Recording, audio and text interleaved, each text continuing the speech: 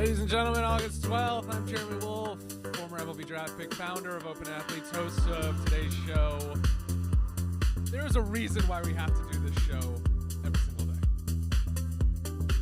So much happens on a daily basis. We have to jump on here, have the conversation, look through everything. When I was going through the news today, the newsletters, writing the things, reviewing everything that I possibly could, and I was like, okay, we gotta do the Tony Romo thing. Okay, Ohio State sold their rights. We gotta talk about LSU. We gotta talk about things happening with the Bills. We're gonna touch on the Dodgers again. I know we touched on it last week, but we're gonna get full picture on it as we get into our quick hits and these things. We're going to talk to my friend Mario Phillips, who was a former sports agent. We met during my time at More Than Baseball, and now is a leadership coach, and I think he's just a really smart, fun guy and has a really interesting perspective on the things happening in sports. But as we get into everything today, a busy day for us here. Coming up, college football program just sold a slice of itself to Wall Street. And want to talk about what really got bought. $180 million broadcast loses its chair over a morals clause. Whoa. Whoa is all I have to say. The internet loses its mind about a scoreboard, the Dodgers, and the loophole that's letting them lap the entire league. I disagree with that. I saw that headline, and I disagree with that. Baseball is baseball. The Yankees had a dynasty in the 90s. They won 98, 99, 2000. They lost in 2001. They won in 2003. Baseball, it different, right? They didn't really trade for that talent. I believe they brought up Bernie Williams, Andy Pettit, Derek Jeter, Mariano Rivera, Jorge Posada. The Dodgers are, yes, buying the talent to come over, but they won in Game 7 last year. So it's not... You can't buy World Series in baseball. You can spend a lot of money. The Mets are certainly spending a lot of money and not showing that it's worthwhile. It's different. It's different in baseball. It's different in all the sports. You still got to compete. If the Dodgers win this year, prove me wrong. Prove me wrong and say, yes, they bought everything. I mean, it is maybe the greatest starting five in maybe the history of baseball. Tyler Glasnow, friend of the show. Ian Snell. Tarek Skubal. Oh, by the way, the best hitter in baseball is also the best pitcher in baseball, and Yoshinobu Yamamoto. So, yes, okay. We'll talk about the Dodgers later. I can't right now. Nike turning 18-year-olds into brands before they play a snap. We talked a little bit yesterday about, smaller pasta company getting in on the action, the distribution that can be provided by college athletes. But when Nike does it, what is our show? Our show is following the money. Where's the money moving in sports? What should we know? And a company that thinks your spit is the new MRI. It's about time that the Ancestry.com spit turned into something for athletes, something health related. I wear Whoop. Whoop, not a sponsor of the show yet, but if you're watching Whoop, John Whoop or whoever whatever, we would love to have a conversation with you. I like the Whoop. Maybe if somebody's got a Q&A, we'll talk about how I use the Whoop. And we'll see if I've worn it for a couple weeks. I really like it. Okay. Enough chit-chat. NFL camp, cash keeps flying. It's contract season inside training camps, and the checkbooks are out. New England just handed tight end Hunter Henry a 2-year, $16 million extension. Yes, multiply that across 32 camps, and you get the real August. Everybody re-signing before the pads matter. Why smart players push for guarantees in camp and not week 1? Why do they do that? I don't know. They don't want to get hurt. I don't know. That's where they have leverage. I don't know. That's where you see the rosters. And you could say, hey, I'm worth this. I'm in a contract year. I'm in free agency. I'm worth this. Hunter Henry, good for him. I'm happy he stayed healthy long enough to do that. West Virginia sells their jersey patch. West Virginia, LSU, Ohio State, Fresno State. West Virginia added the first jersey patch in school history. And you're right. If you're thinking at home, you're like, is it the energy company Antero? Yeah. On all 18 varsity sports, the patch is coming for everybody now. Not just football. It is coming for everyone. Swimmer, the badminton player, the baseball player. We're going to see brands at any level do this. Maybe Open Athletes will do this with Pima Community College in Tucson, Arizona. Our friends at Pima Community College. Maybe. A lot of money moving into college sports. Okay, make sure the athletes have the things that they need. MLB is leaning harder into Sony's Hawkeye tracking across 2026. Talked a little bit yesterday about the Apple Vision Pro and their Apple Vision Pro broadcasts. We're leaning into technology in baseball. Great. I will say this. The improvements that are happening in baseball are really helping the game. I was at a bar the other day, hanging out with some friends, and I saw there was a Yes Network game of a 2023 game. I was like, oh, Luke Voigt's there. Yankees, Twins. I was like, okay, this is not today. 2023, and we're there for, 90 minutes. We got there when the game started, the replay started, okay? They were not skipping through anything. They were still playing live commercials. It was like the live feed. 90 minutes later, they were in the third inning. That was 4 years ago. So pitch clocks are certainly making baseball more watchable. But what more can you do to improve the game? The automated strike three? Yes. Robo, all that stuff. Just helping the game move quicker and keep up with the times. But I have access to all the streaming services except for ESPN Plus. How many games a week do I get? The one on Apple TV and a couple on Apple TV a week, one on Peacock. I'm just another name to the show. I'm a stingy boy. I don't know. I don't want to buy. I don't want to invest in it yet. But if you want to give it, if you got your mom's code, let me know. Serie A re-ups and adds AI. Italy's Serie A extended with CBS in the U.S. and partnered with FastBreak.ai to run scheduling with artificial intelligence. The league office is quietly becoming a software company. So they're all using AI. AI isn't coming for the players first. It's coming for operations. Yes. How can you just make things more efficient? Yes, totally. Front offices are using it. Are the players using it yet? I don't know. If they're using Whoop. Whoop's got an AI, right? You can't replace talent on the field. You can't replace training. The game is not going to change. It's how it's run, how it's shown, how it's operated. How are we going to see the game change? In Major League Baseball, we're seeing technology literally on the field as much as football now. American football. As much as American football now. We're seeing improvements by using the technology. Is it changing the game drastically? Up to us to be able to see how AI is changing live sports, if we can. Maybe replays. I know that there are some technologies that now can create different types of replays based on like AI and image tracking and all these things. Like, how is that improving, or is it not improving? Like how we're watching sporting events. MLB is in the cornfield tomorrow night, August 13th. Netflix streams MLB's Field of Dream games from Dyersville, Iowa.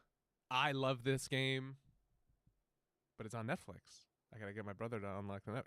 It's on Netflix, which, as we think about the most valuable moments in the baseball season, it's the All-Star Game, the Home Run Derby, opening day, and the cornfield game, and then playoffs.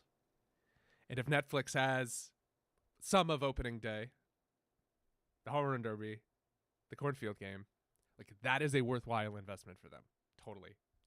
Like, hands down. I don't know how much they're paying for it. We talked about it last week. I don't remember the amount that they're paying for it.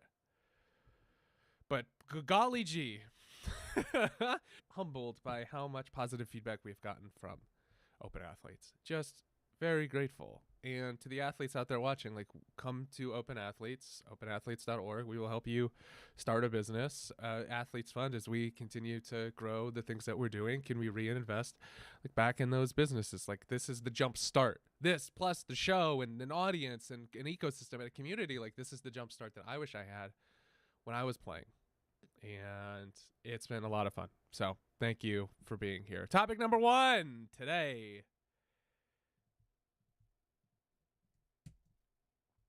LSU sells its media rights future. $100 million for 10%. We talked about Ohio State. We talked about Fresno State. Today, purple and gold. LSU, per multiple reports, just quietly closed a private equity deal worth north of $100 million. And what did the investors get? A cut, reportedly close to 10% of LSU's football media rights future money. A public university sold a slice of its television future up front for cash today. Last week. It's been in talks. Per On3, LSU closed a $100 million plus private equity investment tied to future football media rights revenue. Per those reports, investors received close to a 10% stake in that future rights money with a buyback clause. LSU reportedly wants to move its broadcast rights into a new company separate from the university. Oh, that sounds a lot like what FIFA did. Wanted to do. Reporting notes a projected $25 to $35 million athletic deficit. Ticket revenue was kept off the table over fan price concerns. Okay. Why you? Why athlete? Why athlete building in sport? Why founder building in sport? Doesn't have to be a former athlete. Building in sport, thinking about the movement of money. This is the same move being run on you elsewhere. When you're broke today and someone waves real money, the easiest thing in the world is to sell tomorrow to pay for right now. LSU reported had a deficit, so LSU sold its future. A minor leaguer, we're seeing this a lot of times. These professional athletes or soon-to-be professional athletes are selling a percent of their future career earnings for upfront cash, upfront leverage right now. College kid signs away his name for a car. Today, a check forever, a piece. They own a piece of you forever. Private equity is moving into sports, and it's going to be lasting because this is one of the, if not the last bastions of total upside on the money moving into a specific industry.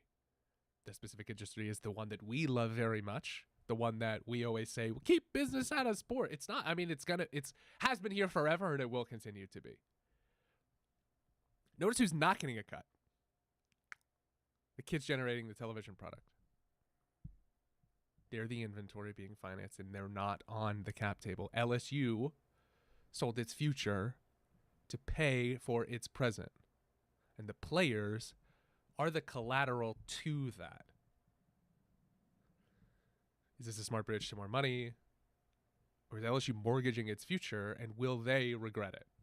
They're so deep in with private equity as part of their financial future, and in some cases, their financial well-being.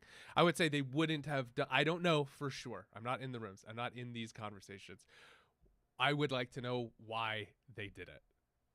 I would love to have somebody from LSU talk to us about why they did it. If you or with that private equity firm or at LSU, tell us. Come on the show. Have a conversation with us. I would love to talk with you. LSU football closes on a $100 million private equity deal tied to its future media rights.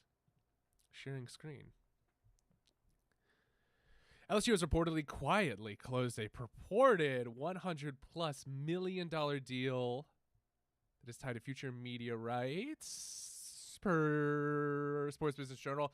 The deal, which reportedly closed last week per Ball, would transfer approximately 10% of the LSU football program's value to a private equity entity in exchange for an immediate cash infusion tied to the program's media rights agreement between SEC and Disney.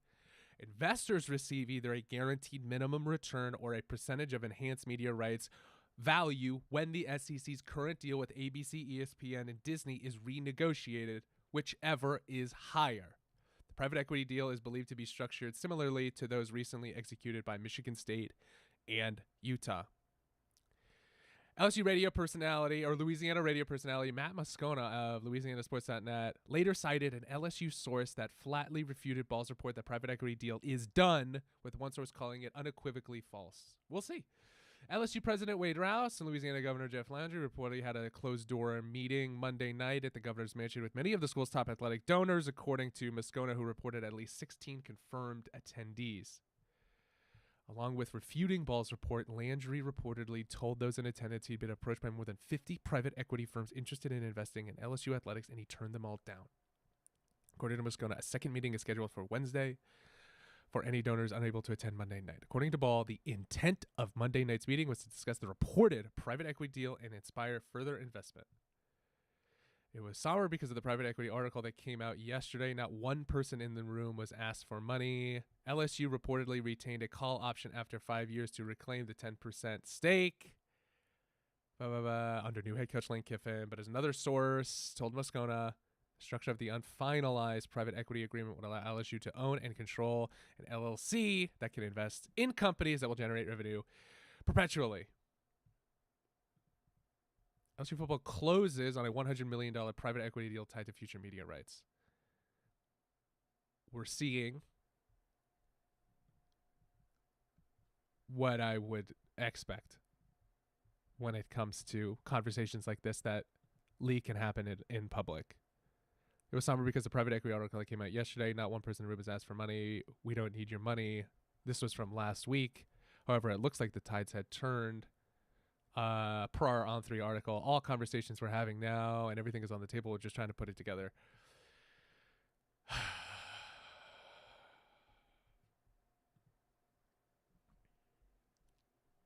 So much money moving into college athletics.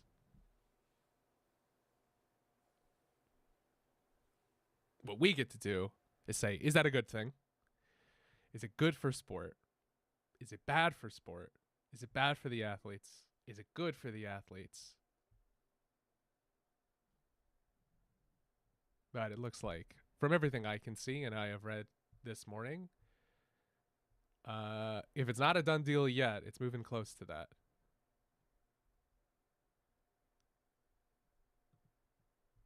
Anything else we can learn here?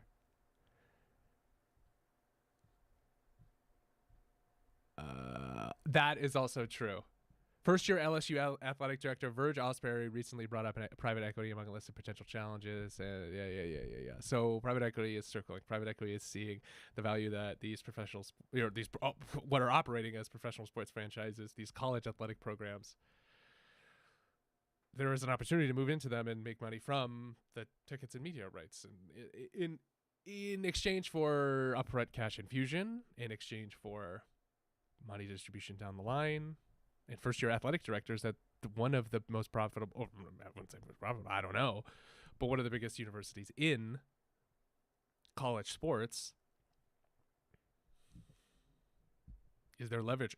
Did they have a choice?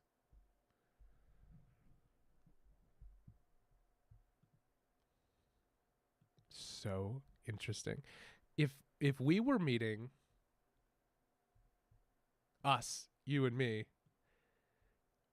once a week, I don't even know if we would have gotten to this. All right, let's talk to Mario Phillips, and let's join our meeting with him now as we switch into this. Hello, sir. Can you hear me?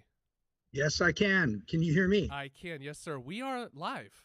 I don't know Awesome. I don't know who watches. I don't know the number when I'm on the screen here, but my favorite part is just popping in, making sure the sound works, and just jumping in and have a conversation with you. So how are you? I'm doing great, man. How are you? I'm good. I love the setup. I love the mics. Thank you. I love for the viewers at home.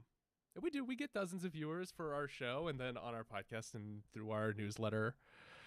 We met a couple years ago, 6 years ago now, something like that. At least it was before COVID, so just before. I think like maybe a few months.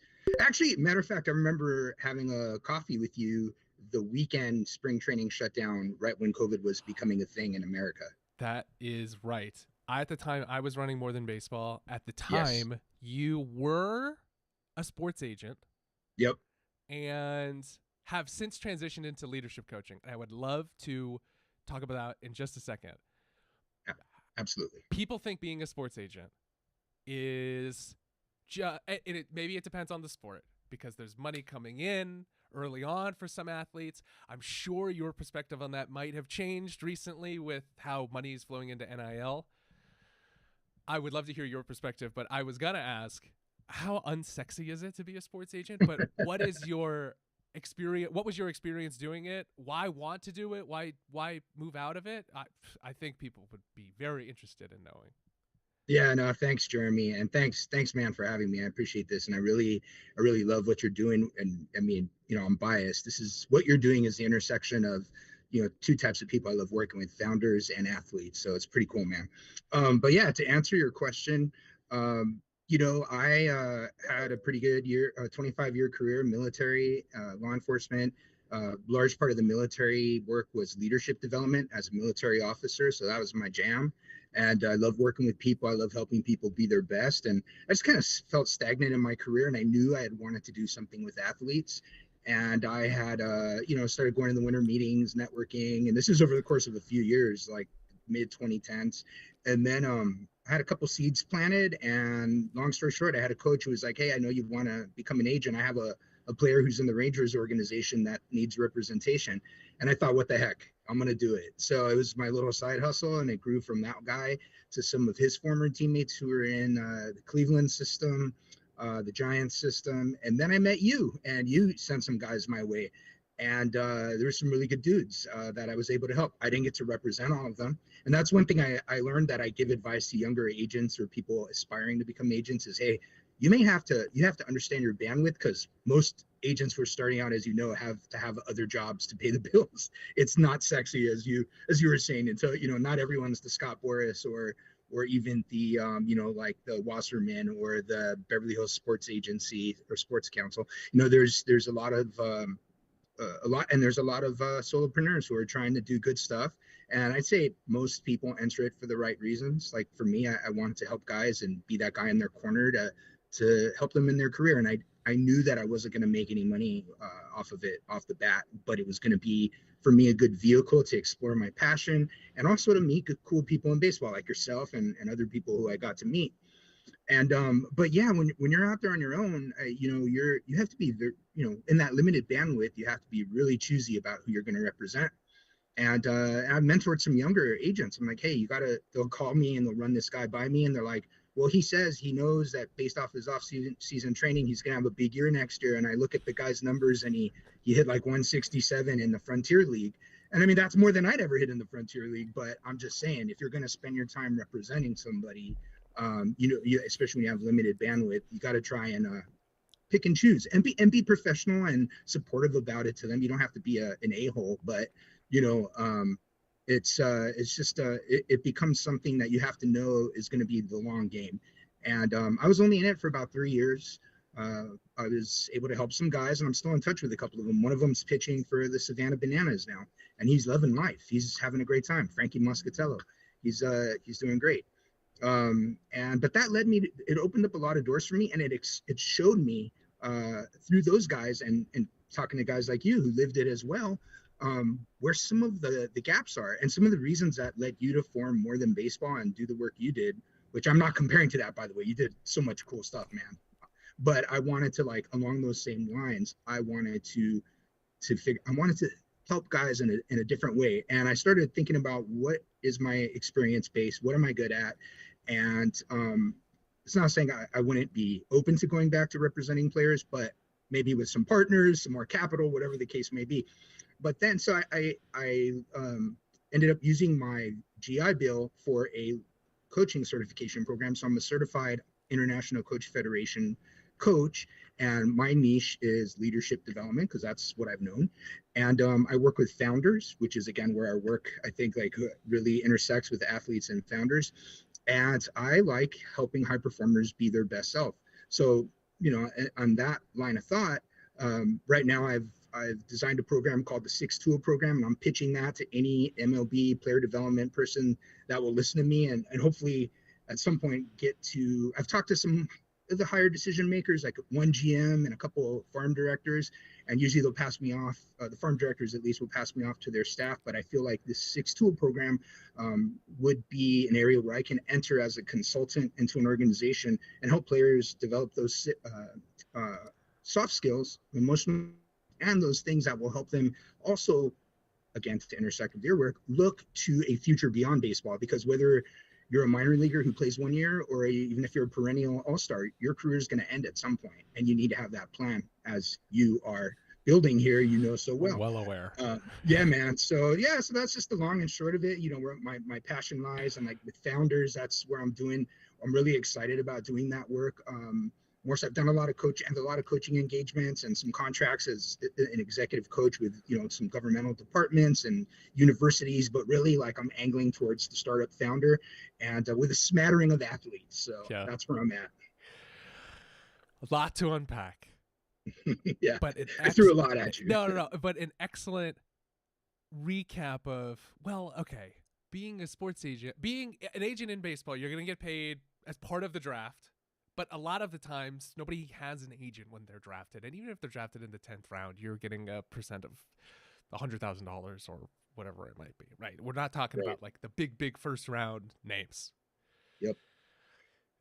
Helping a guy in the minor leagues is as unsexy, as unlucrative as it is playing in the minor leagues. Because and correct me if I'm wrong, but agents aren't getting paid until players make it past arbitration still. Correct. And so that's three plus years. 3+ years in the bigs. Yeah. I mean, there's some of the Super 2 guys, but basically 3 years plus. So you're not getting paid by these guys in the minors, or up until they have 3 years of service time, if they make it that far. And so being an agent, honestly, is the beginning of. I would be interested to have NFL agents on and NBA agents on. But the thing that you're doing in leadership coaching is a logical next step and expansion to, I can help this guy negotiate, find deals, make connections, but ultimately I am there to represent his best business interests. And a lot of the times for these guys, they have a small window. We talk about this every single day on the show. Yeah. They have a small window to be in the room. Right. They have a very small window to create an opportunity for themselves to distribute themselves in the thing that they are doing. The ethos of Open Athletes is, number one, how is the money moving in sports? That's number one. Where is the money moving in and out of sports? Number two, how can we leverage our time into the room? We talked about a guy yesterday, freshman basketball player at Duke. Instead of getting just a licensing fee to distribute as part of his NIL, he got a percentage of equity. Mm-hmm. Right. So these things are moving into sports. Mm-hmm. How have you seen in your transition from agent, and I'm sure you could still do the agenting, but agent to more specifically, like now doing the leadership coaching, how athletes are thinking about their time in the room, their time in the window to then benefit themselves after they're done playing? It's a great question. And, and also just a caveat, I ceased representing players just before NIL kind of became a thing. But I have a close buddy who used to work for a major league organization. He was a scouting coordinator. He's jumped into agenting now that he's not working in for a club. And so I'm kind of living the NIL through him. He'll bounce things off of me, and he's becoming more of a subject matter expert than I am. But what I'm sensing from talking to him and just talking to other people I come across in baseball, or friends who have kids that are, the travel ball players and elite guys, and they're hearing things. There's this sense, and this, I want to say, this generation of young kids coming up right now, they're really, really savvy. And, they get a lot of flack and other things, but in a lot of ways they are very savvy, and they're afraid of being taken advantage of. So I think that's the sense in the room right now, right? Like, hey, I'm this, marketable guy or gal. I want to do some, good stuff in it, because I don't know if they kind of realize I might not have a professional chapter. So what can I do to leverage this? But, oh, wait, there's so many people out there, so much noise around this.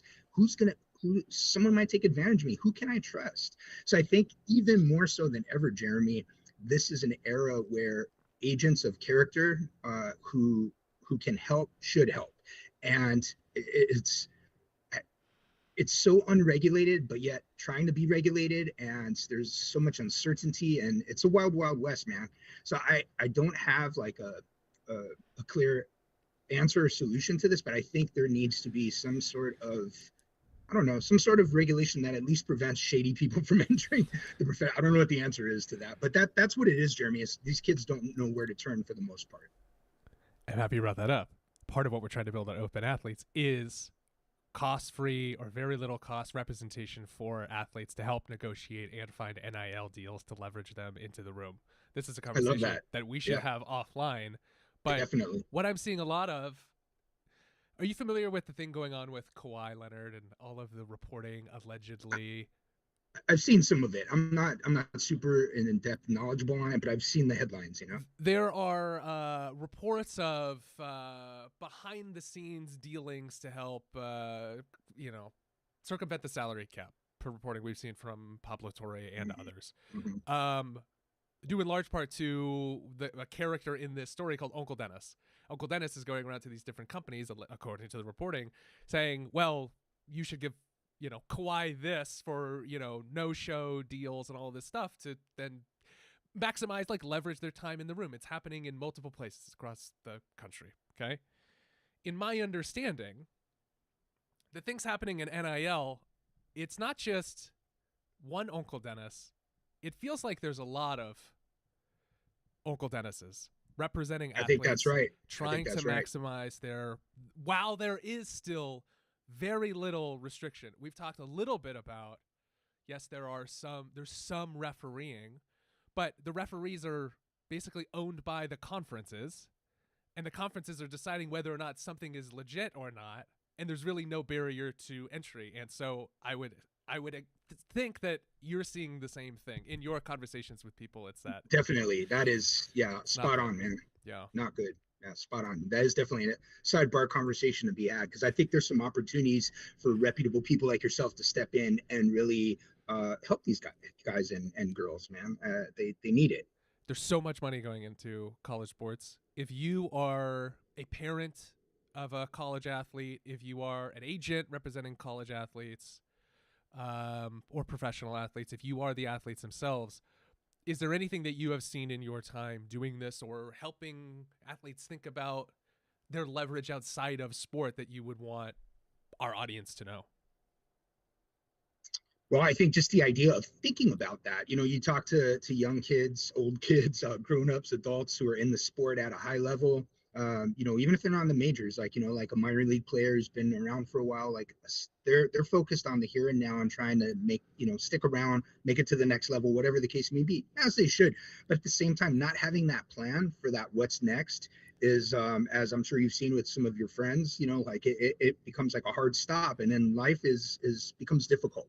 And because that's players or athletes at that level are rooted in the identity of being a professional athlete or an elite athlete. So, I mean, whether we're talking about a college kid who maybe will have this 4-year collegiate career, or a professional in any sport who may have a short career, again, or a long one, because I think you need to plan for you're most likely not going to play past your 30s in whatever sport you're playing.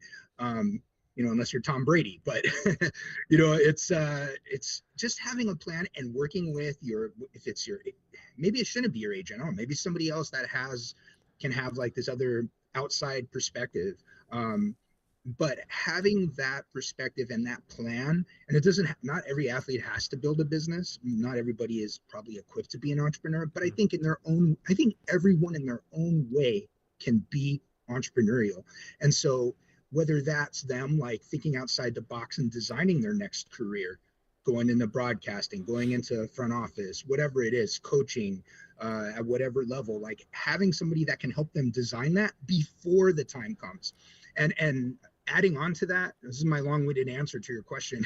Adding on to that is building out that network. I think the network is everything. And even if you're not in the room, there's other smaller rooms you can be in to get you to that big room. And so I guess to sum it all up is having a plan of some sort, or start thinking about that way before things start going sideways for you, or start wrapping up, before you start breaking down. And then on top of having that plan, which I think is so important, is again having that network. Start building that network while you're young. Maybe you're in the room, maybe you're in smaller rooms. Build that network out. Have those resources, because you and I know. And again, I heard something recently from a business coach I follow, so I can't take credit for this, but and you've probably heard this. The old saying was, it's not it's basically who you know, but now it's like, no, it's who knows you. You need to be aware of who knows you and create that as best you can. And so I love working with clients on that too, because so many people feel icky about networking, but it doesn't have to be that way. So. It doesn't have to be that way. The reason why Open Athletes exists, number one, to have these conversations. Okay, we'll say this every single day. Number two, it's the can this conversation help somebody, or can the platform that's being created assist somebody in that development? How can it help the people building phillipsleadershipcoaching.com, but also how can it help the athletes thinking about it, or the brands that want to get into sports? Can we do things the right way? It's not what you know anymore. It's not even who you know anymore. You're totally right. It's who knows you. And I think as athletes think about the connection between they are in the room for this amount of time, and it's not what you know, it's not who you know anymore, it's who knows you, I think a light bulb's going to go off for a lot of people to say, I hope so. I have this very small window, and how do I leverage the fact that I am here for 2 years, maybe. I wish I knew that when I was in my 20s. If I had that perspective, things, I'm enjoying life. I'm not complaining. What I'm saying, like, I think that would have helped me in many ways. So. See, I told you, 15 minutes. We're gonna just go in and out. It's gonna be great. No, I enjoyed it, man. I love what you're building. This is so cool, and I really appreciate you having me. We're gonna have you back, because I think you have an interesting perspective on building, on leadership coaching, on what it's like to be an agent, how to leverage your time in the room. Where can people find you? What's something you want to leave with our people? So my website's phillipsleadershipcoaching.com. If you're on LinkedIn, just find me on LinkedIn. I'm connected with Jeremy. And I also want to offer Jeremy, and however we package this is up to you, but I'd love to offer some pro bono free coaching to any athletes that are working with you. So if they're watching this, or they're thinking about working with you, they can get some free pro bono coaching with me. We can work that out, what that looks like, but it can be what I do for startup founders or for athletes I've worked with in the past. Kind of like almost like a career coaching type of session, but really a free-for-all session. Like I'm a certified coach again, so it's like I can be that sounding board and hopefully help somebody get organized and help them figure out the way ahead. As part of joining Open Athletes, people get access to a Slack channel. This is where we communicate. Part of our cohorts, our athlete founders who are in there. I would love to have you as a mentor in that, so people can connect directly with you. And I think you have a lot to share and give to folks. Well, thanks, buddy. I appreciate it, man. You got it. It's great. Okay. It's great being on your show. I appreciate it. We will be in touch. I'll shoot you a text later today, and hopefully some of our folks can start working with Mario. Awesome. I hope you guys all have a blessed day. Take care. Thank you, buddy. Bye-bye. Bye-bye. See, that's how it's done. Tight, 15 minutes. Coming in, talking about being an agent. Coming in and talking about the things that are happening in sports that are most important that an athlete should know, that a leadership coach can teach. I think it's very important. Coaches need coaching. Athletes need coaching. And I think Mario's a good dude. And I think he's able to help open doors where possible. And I think he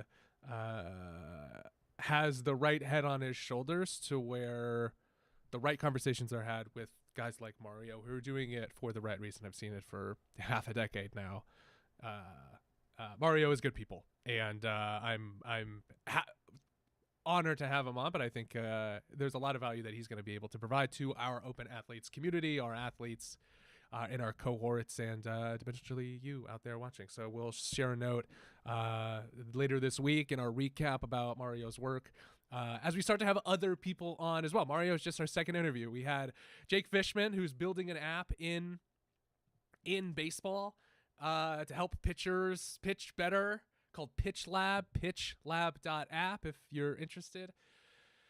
We're going to have J.R. Butler, who's helping athletes transition from being an athlete into tech sales. We're going to have Scott Schebler on over the next couple of months, former major leaguer, doing the same thing, helping athletes transition into sport. We're going to have different athletes that are doing public speaking or doing leadership coaching or other things that are benefiting like the athlete founder economy. And I think we are trying to highlight the best ones. We are trying to highlight the things that are most important in sport. And I think that's maximizing your time in the room, like we discussed.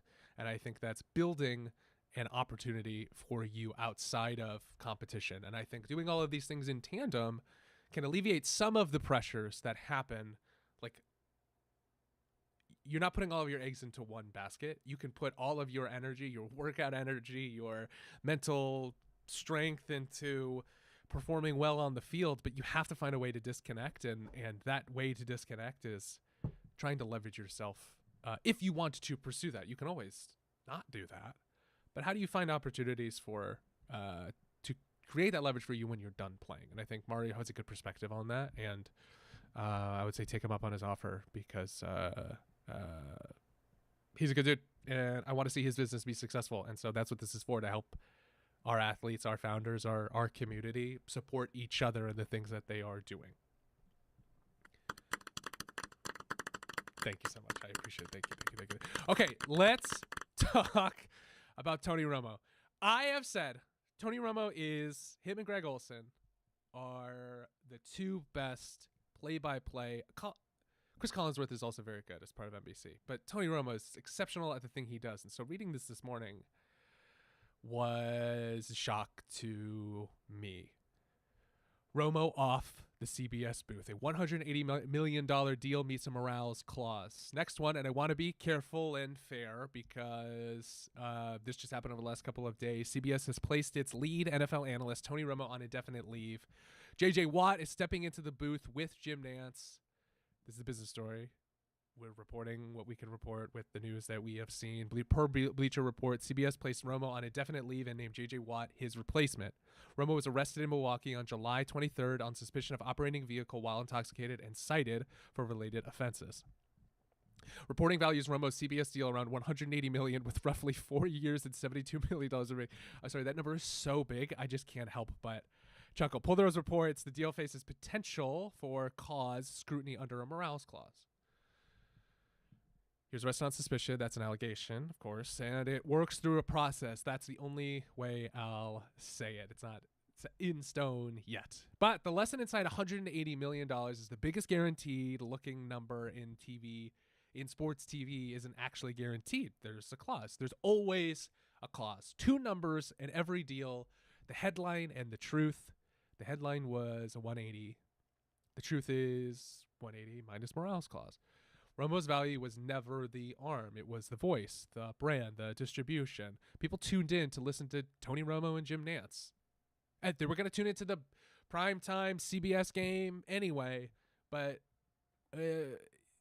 Tony Romo played a significant part in the reason why him and Jim Nantz were so good together. And Jim Nantz, of course, is like the best at the business. The camera pays after the pads come off, of course, but it pays on conditions the player almost never controls. A $180 million deal is still someone else's contract until you own the thing paying you.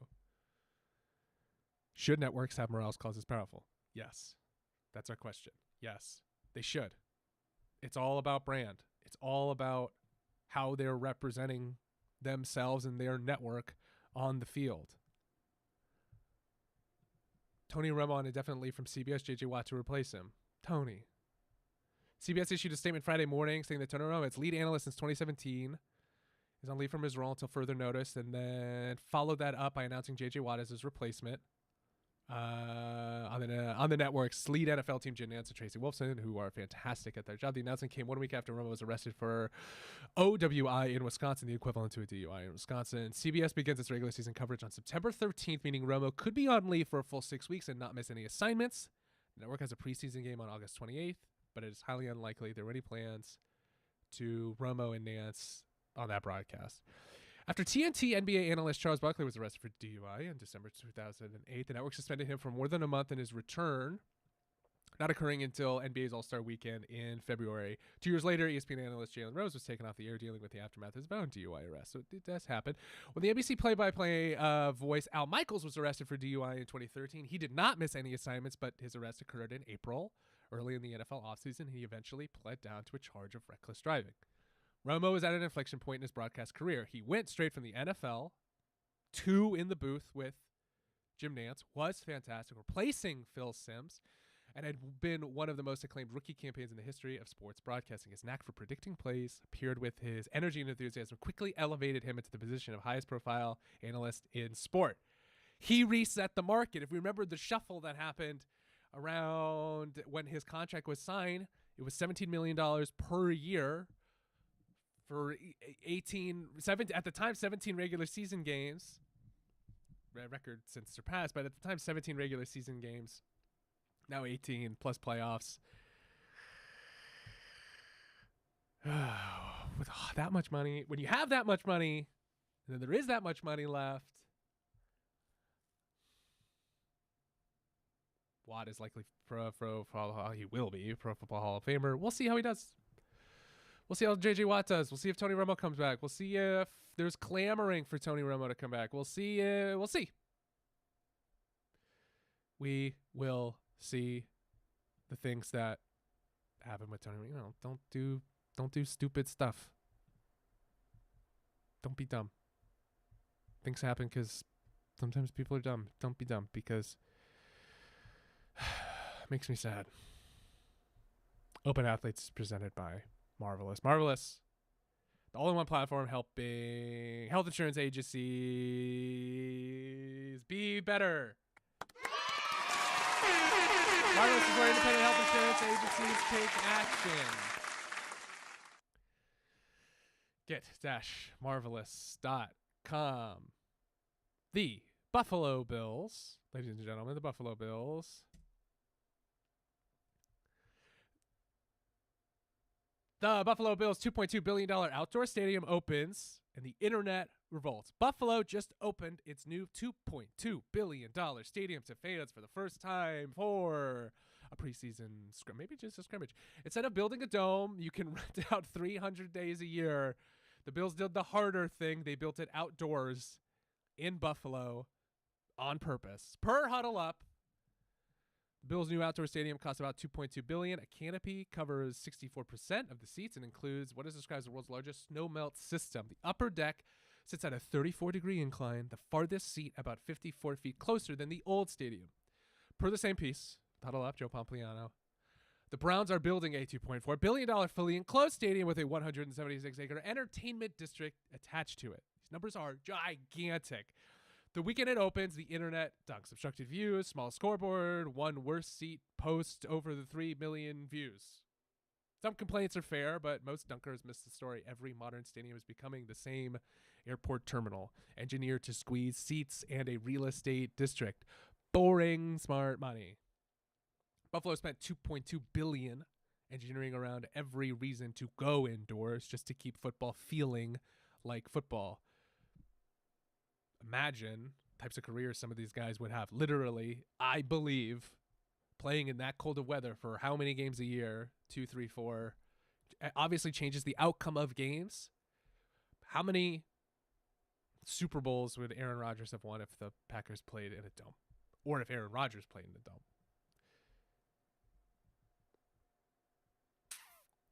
That's not bad. That might be a hot take. Everybody can build a dome. Almost nobody will build the thing that they can. Oh, genius. Brand building. $2 billion of stubbornness. Stubborn. Build it indoors. People are still going to sell out. People are still going to go. Do NFL fans actually want outdoor stadiums?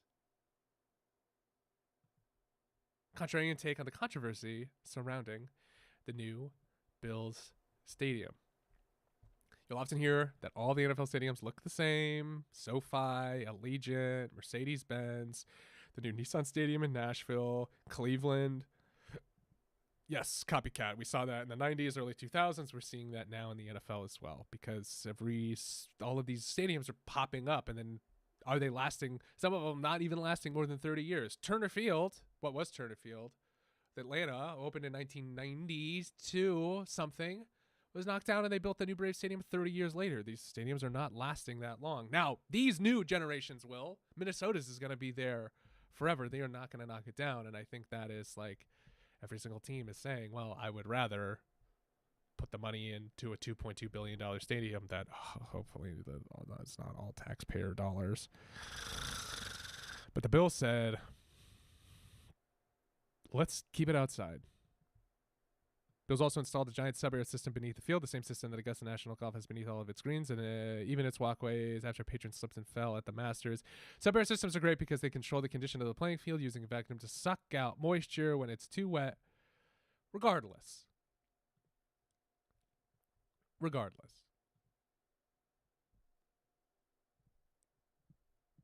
If you love the Bills, you're going to go to the games.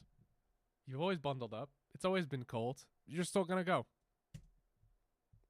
The way it is. Should they have spent money on a dome or a roof? I don't know. I would have, but people are still going to sell it out. They're not going to host a Super Bowl. That is also something.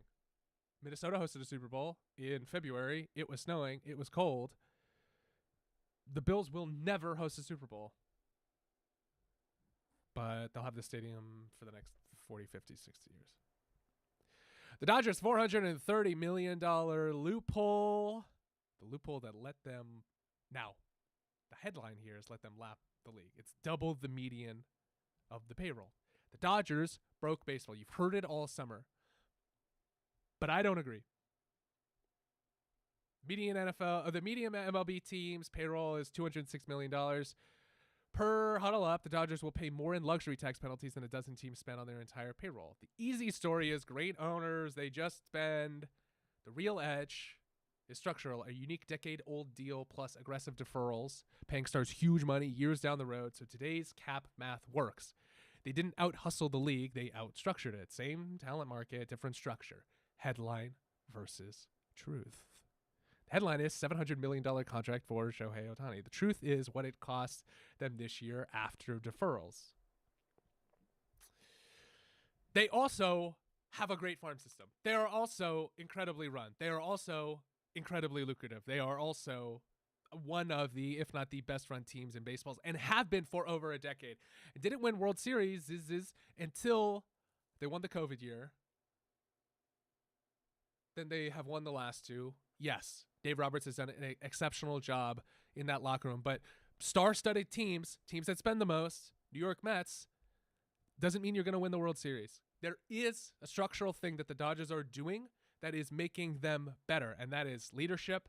That is putting the best people in the best position. That is trading prospects when you need to trade prospects. That is going all in when you can go all in, and they are utilizing the rules as they are designed. They can defer money that much to Shohei so that they can spend money now. And Shohei said, yeah, do it. I want to win World Series or whatever. Yes, they are doing everything that they are allowed to do and maximizing the fact that they can do that. Don't punish the Dodgers. No, you can't punish the Dodgers. Major League Baseball is not punishing the Dodgers because they're just outspending the luxury tax. Don't punish the players by putting in a salary cap to try to limit the Dodgers from doing this. Now, there is the intention to be a salary floor, right? A payroll floor and a payroll cap. But there is still a chance that the Dodgers don't win the World Series this year. And if they do, other teams can do the same thing that the Dodgers are doing. There is a playbook there.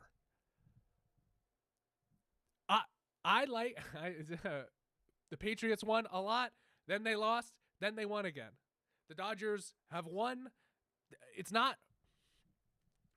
You'll watch ESPN today and they'll say, are the Dodgers ruining baseball? No. This is how baseball was designed.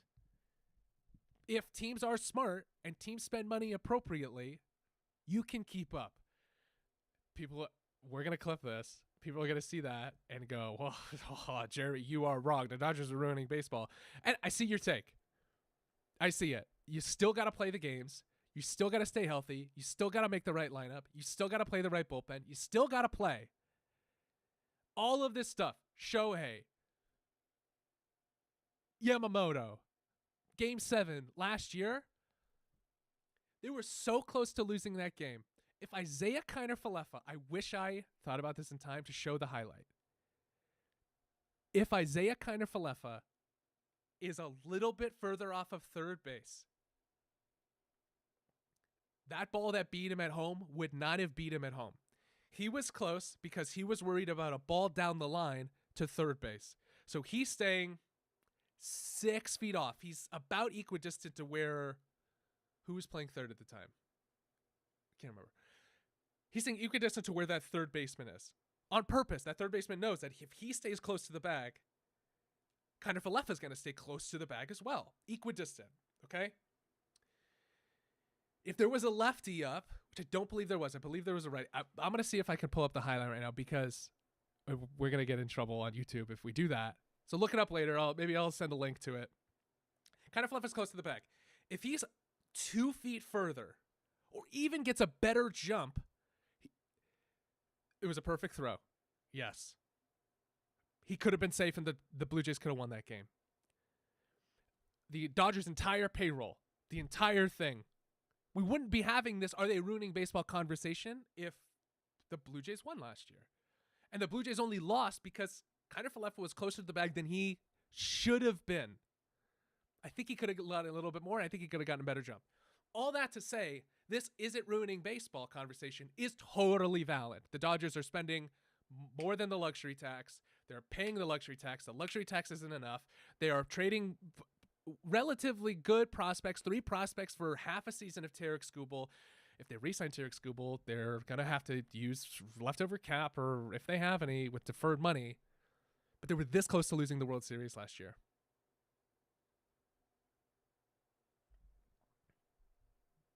Does that justify us saying they're ruining baseball? No. 8 college stars signed with Nike. The athletic brand becomes, the athlete becomes a brand before a snap. Our athlete business story of the day from July, but I think it's relevant to talk about today on Athlete Business Wednesday or whatever I'm calling it. But it's a cleanest example of the trend that we've talked about all week. Nike added 8 college football players to its NIL roster before the season even starts. Dante Moore at Oregon, Colin Simmons at Texas, Chris Henry Jr. at Ohio State, and a few more. The brand signed 8 college football players to NIL deals ahead of 2026. The group includes Dante Moore, Colin Simmons, Cam Coleman, and Chris Henry from Ohio State. Reporting notes, Nike signed dozens of NIL athletes across a 2-week stretch this summer. Nike isn't signing these kids for what they did. Nike is signing them for the audience that they're created, like Mario said today.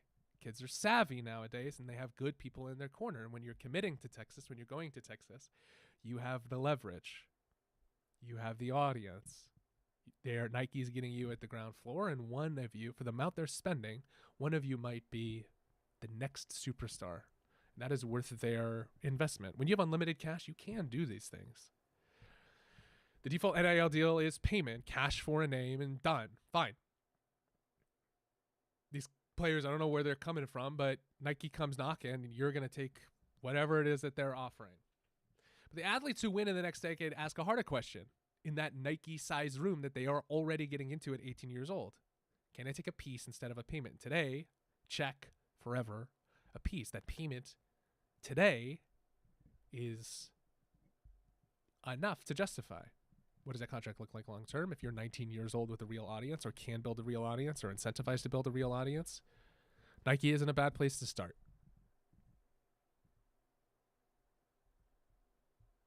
And good on these athletes for leveraging their time with the Nike. This only opens up more doors for other athletes, for other brands, for other conversations to happen. Nike strengthens dominant roster in football to prep and college NIL signings. As these athletes are benefiting, these athletes are taking advantage of the fact that now there is enough money moving within sports. Here's a photo of a bunch of NFL guys plus these college football players. Okay. What college athletes are joining the roster, as we discussed? How does Nike serve top athletes? Nike's roster is the strongest in the game, including Super Bowl and NFL champions, all pros, award-winning college players, and some of the top country's top high school prospects all receive personalized support on field, giving them the tools to long-term success across sport, business, and culture. This is only leveraging them during and after their careers. The high school athletes selected from among the country's best athletes last month in the opening showcase at Nike's Phil H. Knight campus represent the vanguard of the game, an elite cohort setting the bar for classes 2027-2028. These are the college athletes that have proven themselves on the biggest stage in the game, but the greatest performances to come. To come. Their value is in it to come. Anybody from Arizona? Oklahoma, Florida, California, St. Louis? So those are our college athletes. High school athletes. I don't know. If you're navigating this, we'll help you. We'll help you have these conversations with people, for sure. I'd be happy to. You know, agents shouldn't be charging you 20, 30% for finder's fees and negotiations and whatever. I would be happy for us to have this conversation on your behalf. We'll get the right representation in here, and if you're trying to navigate this and not trying to get screwed over by how much it costs, yeah, I'll undercut the agents that are doing this at 30% for sure. Go to openathletes.org. We'll help you absolutely. 8 new college athletes join, 11 new high school signings. So yes, press release. We are paying athletes for the distribution that they are providing. Alabama, Auburn, Clemson, Georgia, LSU, Ohio State, Ole Miss, Oregon, South Carolina, SMU, good on them, Stanford, Syracuse, Texas, Vanderbilt. Good. What's the show about? Where's the money moving? Capitalize on your opportunity in the room. Okay. This show not sponsored by Saliva. Could be. I don't know. Reach out. Spit Over Blood, a $5.3 million startup wants to read your recovery. The future creeping in from the side. An Austrian startup called BioLiz thinks your saliva is a data goldmine, and they just raised money to bring it to America. Per Sportico, BioLiz, hope I'm pronouncing that right, uses saliva tests to track dozens of biomarkers, immunology, inflammation, sleep, hydration, and stress. Clients include top soccer clubs Borussia Dortmund, Bayer Leverkusen, plus cycling teams. The company raised about $5.3 million with backers including voice AI company 11 Labs, and is eyeing U.S. expansion. No needles, no lab, just like Ancestry.com, whatever, my 23andMe, just spit and a picture of your recovery detailed enough to change how a club trains you. Cool. But home run. Don't hand your stuff over for free. The question I always ask, you should too, who owns your data? I've done an Ancestry.com thing before, and I was like, oh, I'm giving them my spit, and now they have my spit. And now I deleted the account, and I said, please delete my spit forever. And they're like, oh, sure. If you're getting it from your team, that team owns your spit. That team owns your data. All of the body things that you're wearing, if it's paid for by the team, that team owns your data. When I was doing more than baseball, helping minor leaguers navigate minor leaguing, there were Whoop had just come out, or Aura Ring had just come out, and teams were buying it, and they wanted to track how athletes were doing. And I would say, be careful with that. Be careful, because you don't know how the teams are using it or how they're using it to evaluate you against others. In this model, the club is collecting it, then the vendor stores it, and the athlete, the source, never sees the file. Today, check forever. You're not getting a piece.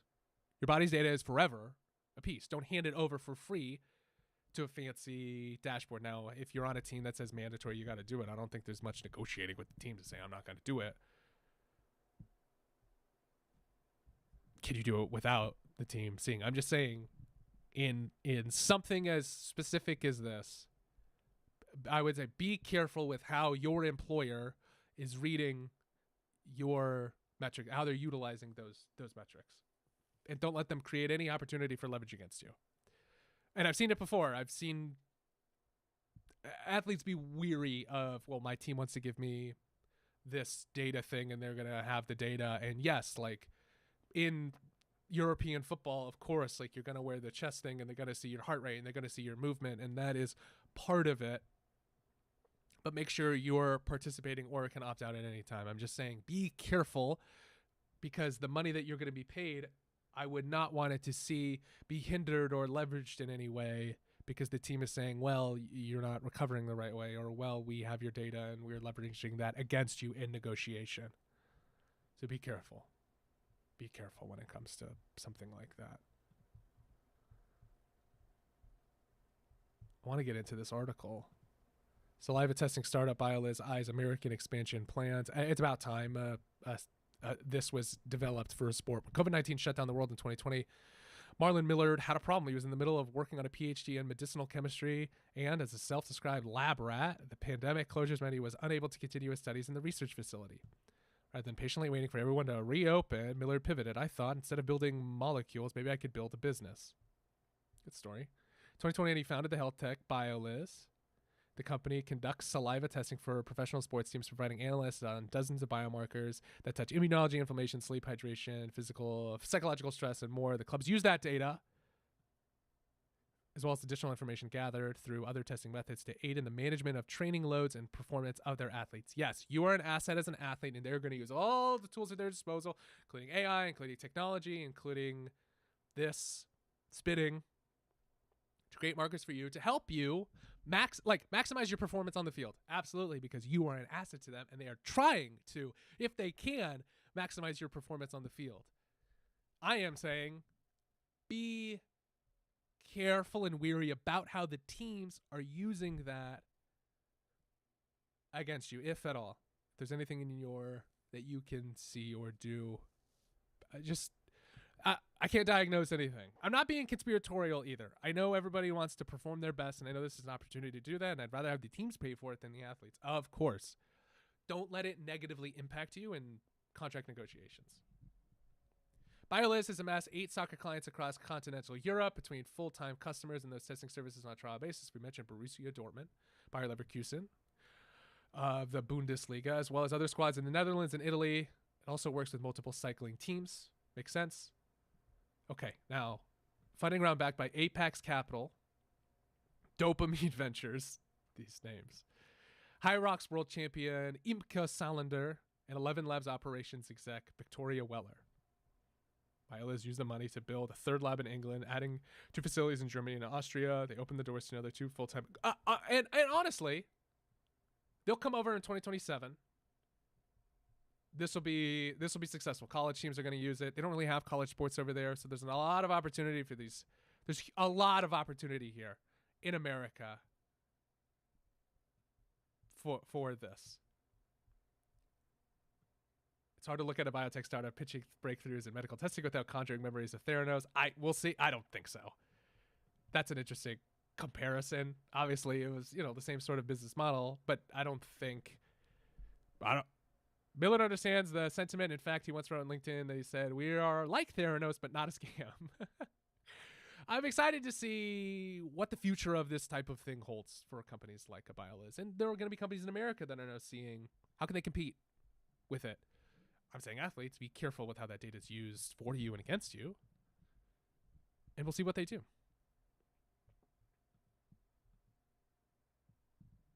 We'll see how it works for athletes. We'll see the growth in it. But I'm surprised it took this long to have like a sport bio testing thing.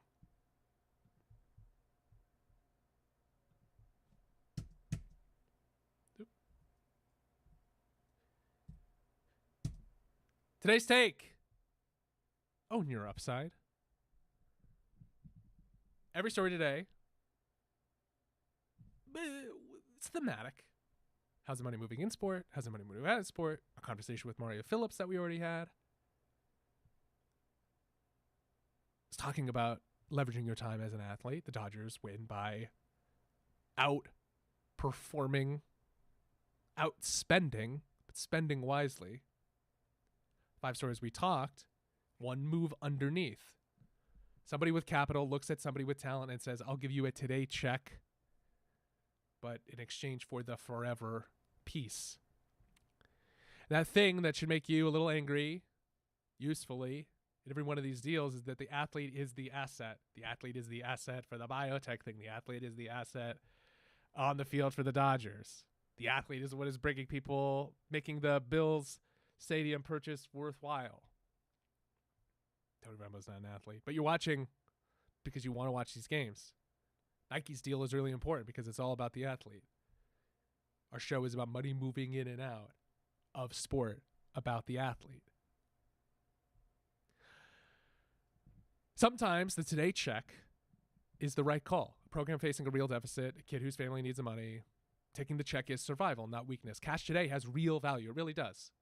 Anybody who says equity is always better has never been broke. Sure, whatever. But sometimes the cash now is more enticing, and you can justify accepting cash over equity in any situation. But those who can do both, or those who can do one or the other, I'm excited to see sort of the conversations we have with athletes as it comes to these things. I've been a guy who took a small check. My contract with the Mets is $5,000. After taxes, it's about $3,000, and then I made about $3,000 a year and paid for my own housing, food, and equipment. My problem was I didn't maximize my time in the window. I was too scared to be on camera. I was too scared to have the conversations. I was too scared to sell myself. I was too scared to do all of the things that I should have done. And I didn't have much leverage. I was a D3 nobody. I was a 31st round nobody. More than baseball was my leverage to get in the room. I knew that as a former athlete and partnering with first round picks and my current minor leaguers, I knew I can have the conversation. And once I'm in the room with you, I can sell the hell out of it. Every deal is my example. Yours might be different. Every deal, find the two numbers, the headline and the truth. Negotiate the truth, too. Before you take the today check, ask if you can take a piece of the forever thing instead. We talked about it with Rippy, the player, and Rippy, the pasta company. Point of equity, cut of the rights, you own the data back. You have to take a check, take it with your eyes open, and use that check to buy back a window somewhere else. Where can you reinvest it? In yourself or in other things, in other companies? Your time in the window is short. These guys with Nike are maximizing their opportunity. Are they getting a piece of Nike? Probably not. They're getting a check to participate in Nike.